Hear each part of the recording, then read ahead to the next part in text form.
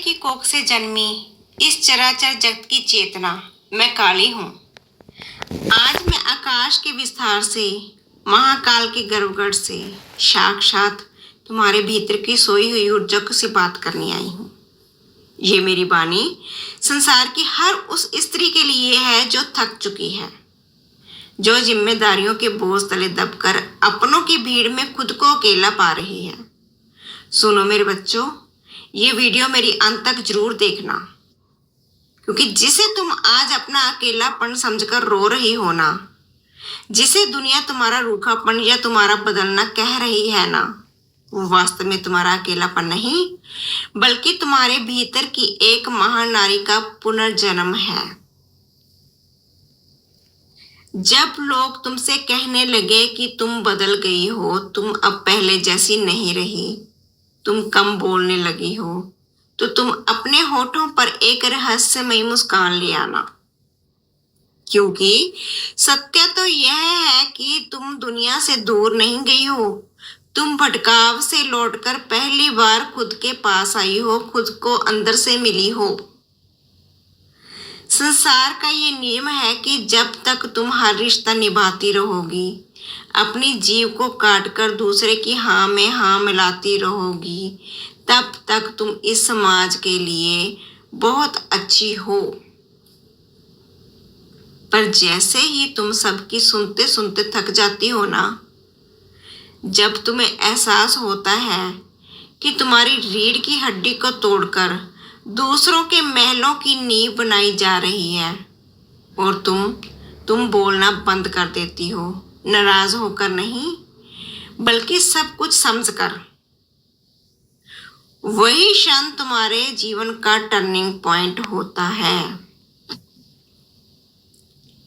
इंसान को एक ना एक दिन ये कड़वा सच स्वीकार करना ही पड़ता है कि कुछ लोग साथ नहीं, सिर्फ एक आदत होते हैं।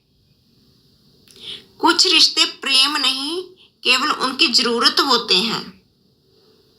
और जब तुम्हारे भीतर से ये आवाज उठती है ना कि बस अब और नहीं, वहीं से एकांत का पावन मार्ग शुरू हो जाता है, जो तुम्हें साधारण स्त्री से एक जागृत चेतना बना देता है। भगवत गीता का परम सत्य कहता है कि मनुष्य स्वयं ही अपना उद्धार कर सकता है और स्वयं को गिरा भी सकता है। जब तुम अकेला रहने सीखती हो ना, तो तुम समाज के विद्रोह नहीं कर रही होती, तुम खुद को, उन लोगों के हाथों को बिखरने से बचा रही होती है, जो तुम्हारी कीमत कभी समझ ही नहीं पाते। लोग कहेंगे कि तुम घमंडी हो गई हो, लोग कहेंगे कि तुम अटेंशन चाहती हो, पर तुम जानती हो कि तुम्हें अब किसकी झूठी तारीफ नहीं चाहिए, किसी से भी कोई आशा नहीं रखते तुम, बल्कि अपने मन की परम शांति मांगती हो। हर इंसान जो तुम्हारे इर्द गिर्द घूमता है वो एक ऊर्जा है। तुमने भी महसूस किया होगा कि कुछ लोग तो ऐसे होते हैं जो तुमसे मिलते हैं तो तुम्हारी बची खुची ऊर्जा भी सोख लेते हैं, जो तुम्हारे अंदर हमेशा नेगेटिविटी भरते हैं कि तुम कुछ नहीं कर सकती, तुम्हें थका देते हैं। और कुछ बेहद दुर्लभ लोग ऐसे होते हैं जिनकी हाजिरी मात्र ही मन शांत हो जाता है। अब तुम समझदार हो चुकी हो, तुम्हें पता चल गया है कि यहाँ तुम्हारी आत्मा सिकुड़ने लगे, जहाँ तुम्हें अपनी बात रखने के लिए डरना पड़े, जहाँ हर दिन तुम्हें खुद को निर्दोष साबित करने के लिए अग्नि परीक्षा देनी पड़े, वहाँ कभी प्रेम हो ही नहीं सकता। वहाँ सिर्फ एक समझौता हो सकता है। इसीलिए जब तुम बहस करना छोड़ देती हो तो तुम हारती नहीं, बल्कि तुम ये निर्णय लेती हो कि अब तुम अपने बहुमूल्य शब्दों को उन कानों में नहीं बहाओगी जो बहरे होने का नाटक करते हैं।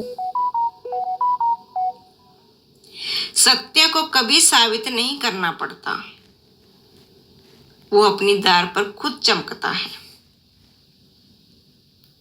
अब देखो अपने जीवन को कैसे धीरे धीरे तुम्हारा फोन साइलेंट रहने लगेगा। रातें अब रोने में नहीं बल्कि शांत होकर आसमान को निहारने लगेंगी। तुम्हारी जिंदगी से फालतू लोगों की भीड़ छटने लगी है और विचारों की गहराई पड़ने लगी है। ज्यादा से ज्यादा टाइम तुम सोचने में लगाओगी। पहले तुम समय काटती थी और तुम समय के एक एक पल को अब महसूस करोगे। सुबह की ताजी हवा, खिड़की से छनकर आती धूप, चाय की कप से उठता धुआं और चारों तरफ फैला हुआ गहरा मौन। पहले तुम्हें यह सब खालीपन लगता था। तुम्हें डर लगता था कि कोई बात करने वाला क्यों नहीं है। लेकिन आज यही मौन तुम्हें अपना असली घर लगता है। गीता का दूसरा सत्य हमेशा याद रखना, अपने भीतर स्थिर होकर कर्म करो। जब मन स्थिर हो जाता है तो व्यक्ति अकेला नहीं रहता, वो खुद के साथ हो जाता है।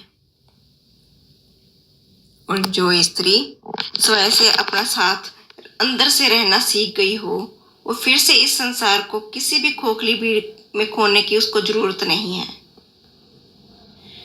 तुम किसी से नाराज होकर दूर नहीं गई हो, तुम तो खुद से मिलने के लिए एक यात्रा पर निकल पड़ी हो।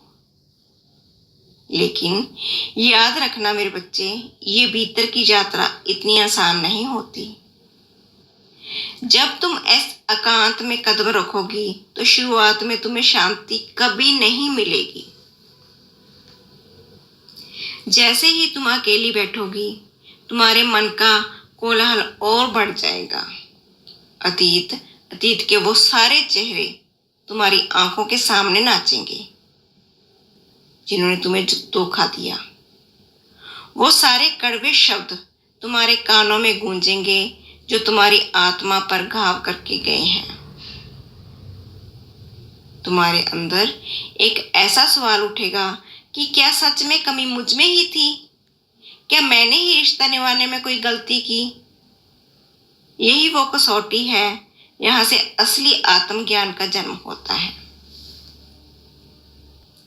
कृष्ण ने अर्जुन से कहा था कि मन ही मनुष्य के बंधन का कारण है और मन ही उसकी मुक्ति का साधन है।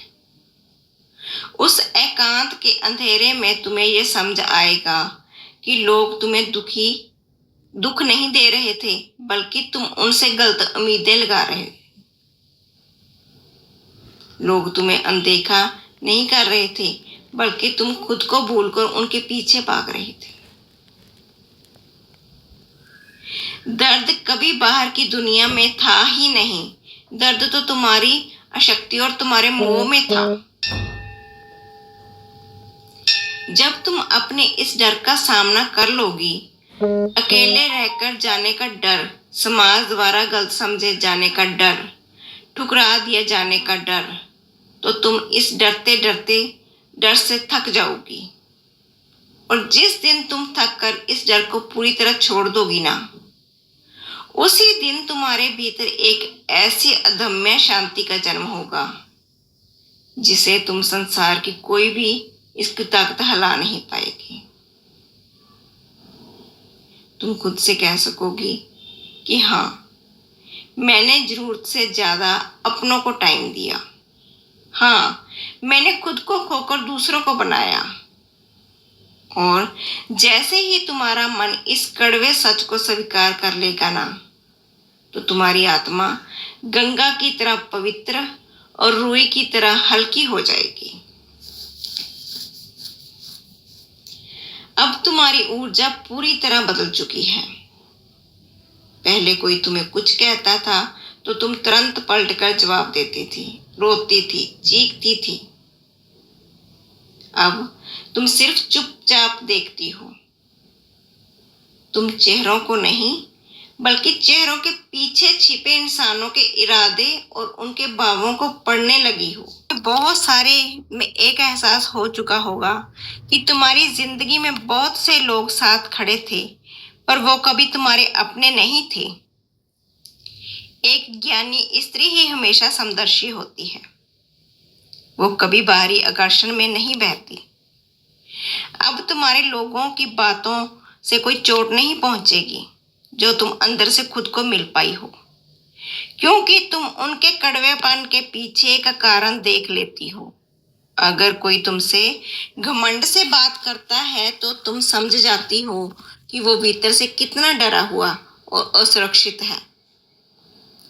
अगर कोई तुम्हें अनदेखा कर रहा है तो तुम जानती हो कि वो तुमसे नहीं बल्कि अपने ही भीतर के किसी पाप या कड़वाहट से भाग रहा है। ये समझकर अब तुम्हारे भीतर अंदर जो आत्मा जागती है तो तुम्हारा क्रोध गायब हो जाता है। उसकी जगह एक गहरी करुणा जन्म ले लेती है। अब तुम्हारी चुप्पी कोई बेबसी नहीं, अब तुम्हारी चुप्पी तुम्हारा एक सोचा समझा निर्णय है।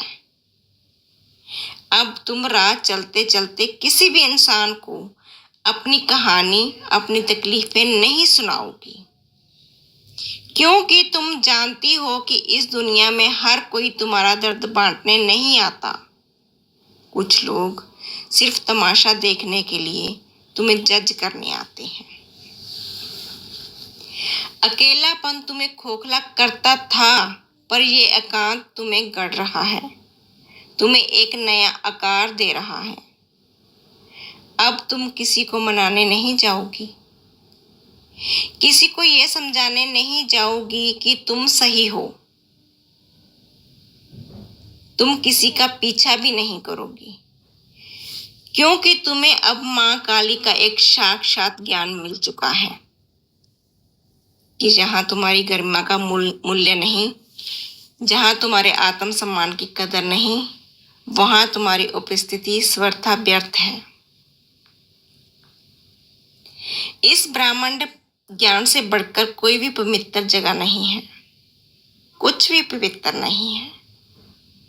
तुम्हें अब ये परम ज्ञान हो चुका है कि प्रेम कभी भी भीख में नहीं मांगा जाता, वो तो दो आत्माओं के बीच खुद महसूस किया जाता है। सम्मान कभी गिड़गिड़ा कर नहीं कमाया जाता, वो हक से लिया जाता है। जो इंसान, जो रिश्ता तुम्हें ये दोनों ना दे सके, उसे कसकर पकड़ने की बेवकूफ़ी नहीं की जाती, उसे पूरी ताकत से हमेशा के लिए छोड़ दिया जाता है। लोग भले ही कहें कि तुम पत्थर की हो गई हो, तुम ठंडी पड़ गई हो, पर जो सच है, अब तुम कांच की तरह साफ और स्पष्ट हो चुकी हो। अब तुम कम मुस्कुराती हो, पर जो मुस्कान तुम्हारे होठों पर है वो बिल्कुल सच्ची होती है। अब तुम हंसने का नाटक नहीं करती। तुम कम बोलती हो, पर जो बोलती हो वह सीधा सत्य होता है। तुम्हें अब इस संसार का निरर्थक शोर, बेमतलब की बहसें, खुद को सही साबित करने के लिए चूहा दौड़ बिल्कुल पसंद नहीं है।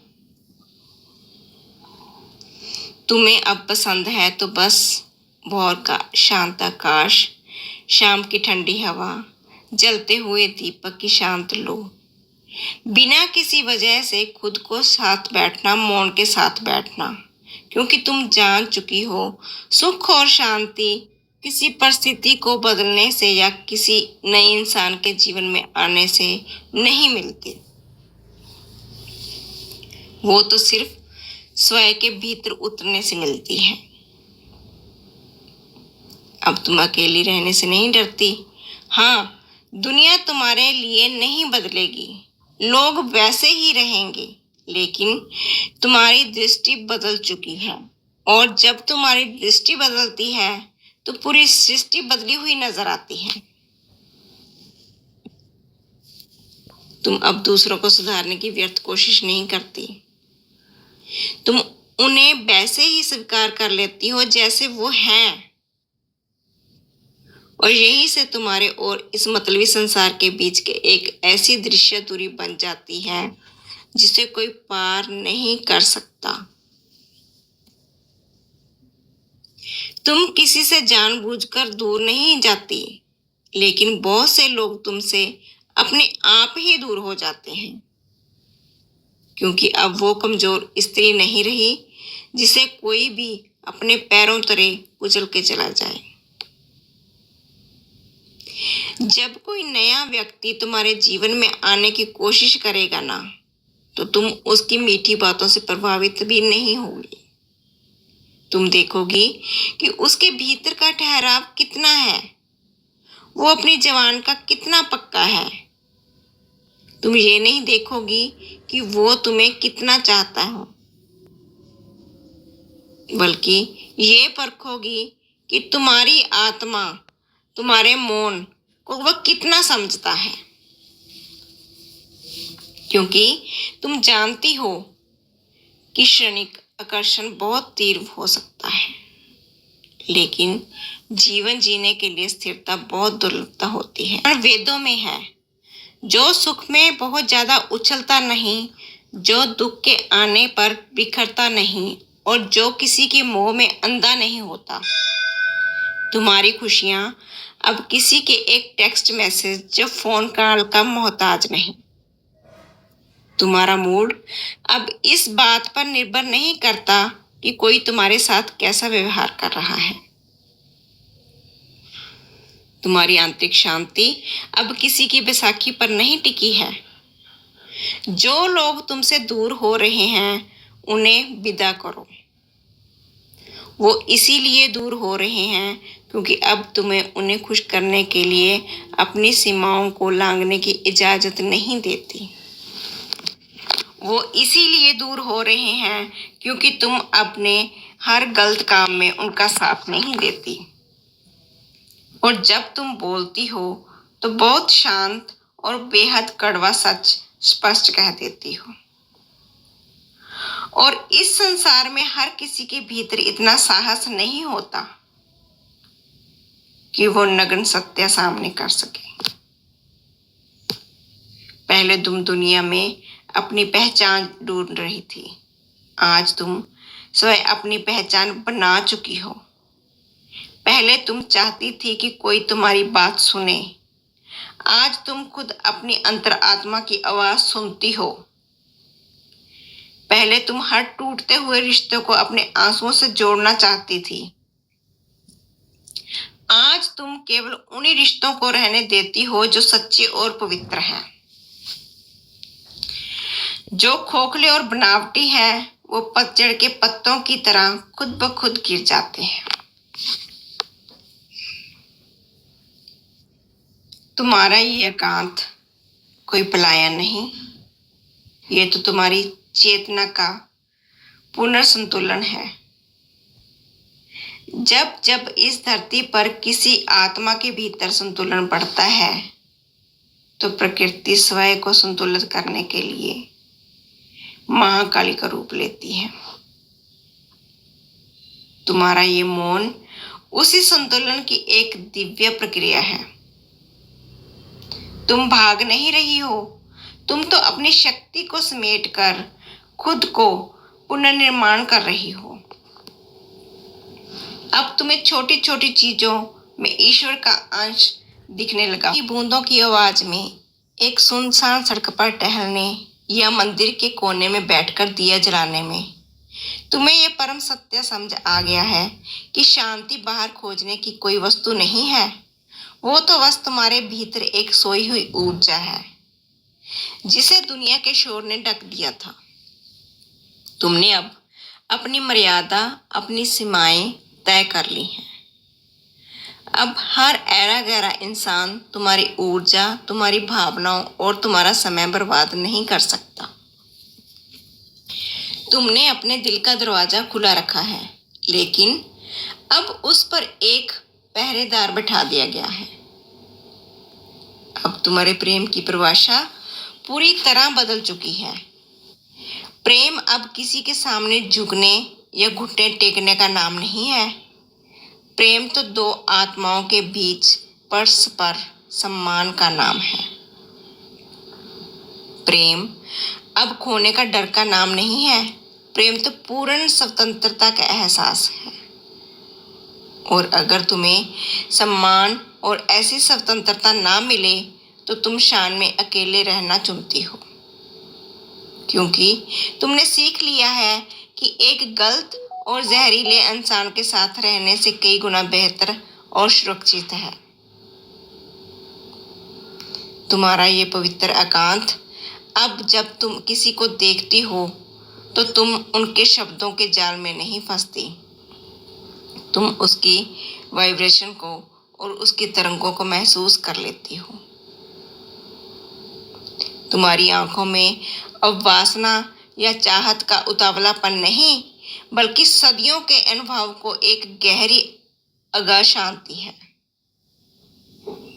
दुनिया हमेशा शांत लोगों से डरती है और उनके सामने असहज हो जाती है, क्योंकि एक शांत और आत्मविश्वासी स्त्री कभी भेड़चाल का हिस्सा नहीं बनती। वो किसी के उकसाने पर तमाशा नहीं करती, बस चुपचाप अपना रास्ता बदल लेती है। तुम अब पूरी तरह आत्मनिर्भर हो चुकी हो। तुम्हें अब किसी के सहारे की, कोई दया की भी जरूरत नहीं है।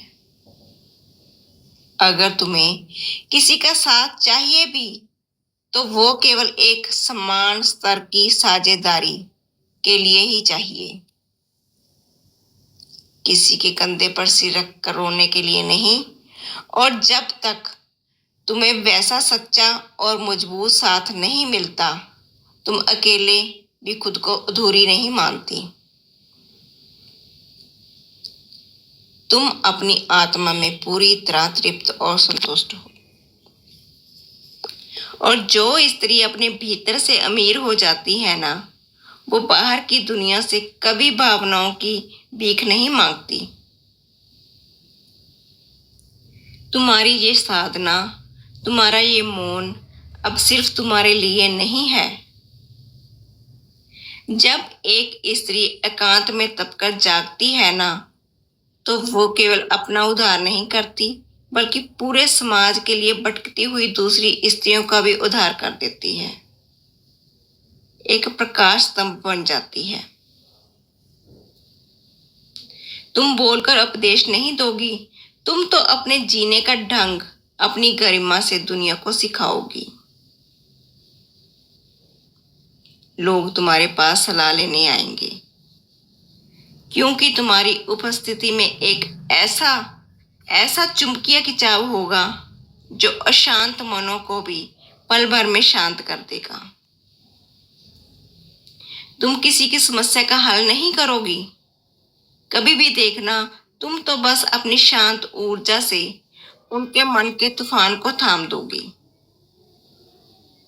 और एक बार जब मन शांत हो जाता है तो इंसान अपनी समस्याओं के समाधान खुद ब खुद ढूंढ लेता है। अब तुम किसी को बांध कर जब पकड़ कर नहीं रखती, तुम सबको उनकी अपनी यात्रा पर जाने के लिए स्वतंत्रता देती हो, पूर्ण स्वतंत्रता, क्योंकि तुम जानती हो कि हर आत्मा इस पृथ्वी पर अपनी परीक्षा खुद देने आई है। तुम किसी को जबरदस्ती खींचकर सही रास्ते पर नहीं ला सकती, तुम बस एक दीपक बनकर राह दिखा सकती हो। जब तुम फल की इच्छा से मुक्त होकर कर्म करती हो ना, तुम प्रेम देती हो, पर बदले में प्रेम की उम्मीद नहीं रखती। तुम प्रयास करती हो कि परिणाम को पकड़कर नहीं बैठती। तो यही कारण है तुम्हारा मन हमेशा के लिए हल्का रहता है, जैसे हवा में तैरता हुआ कोई पंख। तुम लोगों के उनके बुरे व्यवहार से कोई दोषी नहीं मानती, बल्कि तुम समझ जाती हो अगर कोई क्रोध में है तो वो बुरा नहीं, बल्कि भीतर से बहुत अशांत है। अगर कोई कठोर है तो वो गलत नहीं, बल्कि अतीत का सताया हुआ वो घायल है। ये दिव्य दृष्टि ही तुम्हें साक्षात दुर्गा और साक्षात काली बनाती है। जहाँ क्रोध की जगह असीम करुणा ले लेती है। तुम्हारा प्रेम अब स्वार्थ से परे हो चुका है। तुम अब किसी को बदलने के लिए नहीं, बल्कि उसे स्वीकार करने के लिए प्रेम करती हो। और अगर तुम्हें किसी रिश्ते की वो गहराई, वो पवित्रता ना मिले, तो तुम बिना किसी नफरत के, बिना किसी शिकायत के, बिना किसी आंसू के, पूरी शालीनता से वहां से कदम पीछे खींच लेती हो। क्योंकि तुम जानती हो कि कुछ रिश्ते तुम्हें जीवन भर का साथ देने नहीं, बल्कि तुम्हें तुम्हारी आत्मा की असीम शक्ति से रूबरू कराने आते हैं। उठो मेरे बच्चे, अपनी इस आंतरिक शक्ति को पहचानो। तुम अब कोई साधारण नारी नहीं हो, तुम तो स्वयं में ही खुद आज शक्ति का पूर्ण स्वरूप हो। अपनी इस शक्ति को, इस एकांत को अपने सबसे बड़े कवच बना लो और जियो, शान से जियो, क्योंकि तुम साक्षात काली का अंश हो। अगर तुम्हें ये मेरा संदेश पसंद आया, कमेंट में जय माँ काली जरूर लिखना, क्योंकि मेरे भक्त हमेशा अपनी ऊर्जा को जगा कर रखते हैं। अंधेरे